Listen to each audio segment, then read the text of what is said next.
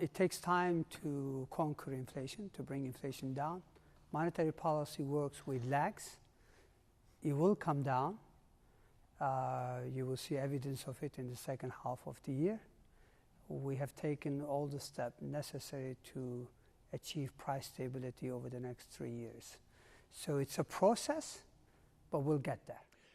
What's your inflation target?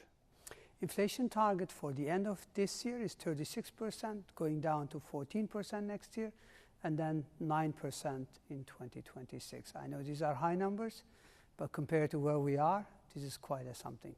How do you do this without throwing the whole thing over the edge? Here's how it's going to work. In the long run, there are no trade-offs between growth and inflation, disinflation. In fact, when we brought inflation down 20 years ago, we boosted Turkey's real GDP growth rate over a 20-year period by almost 1.5 percentage points compared to the previous 20 years. So the best way to sustainable high growth rate is price stability.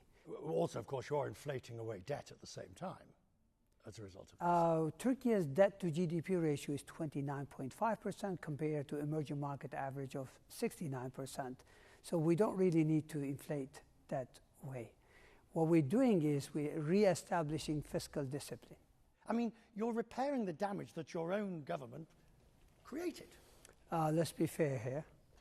I respect your point of view, but last year we had a major earthquake, and that created a big hole in the budget. So when I refer to restoring fiscal health, it's more associated with essentially dealing with one-off big spending pressure, largely arising from the earthquake. The government is absolutely firmly on notice. So you have to some extent, shift to accommodate what the electorate is saying, at the same time bring inflation down. Program ownership post-election is stronger because people's message is clear: bring inflation down.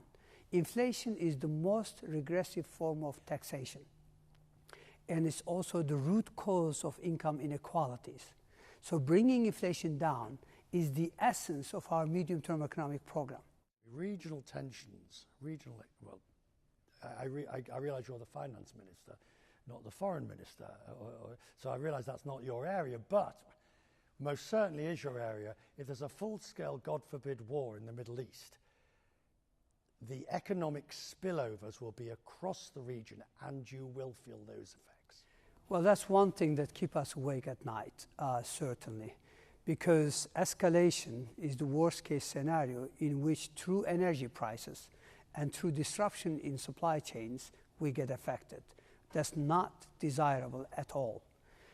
But there is other aspect. The lack of respect for international humanitarian law is also creating a lot of domestic strains. I think, the risk of radicalization of populations in the region is not low, and that's why the world needs to act. What does that mean? Well, it means Israel has to respect international humanitarian law. The World Court has obviously ruled on this. We've seen the recent events. You've seen the recent events in the last 24 hours. How concerned are you? Well, we are concerned about the tragedy that is going on. There's no question about it. And the last thing our part of the world needs is more destabilization, more radicalization. What we need is prosperity, stability, and of course peace is the essence of it.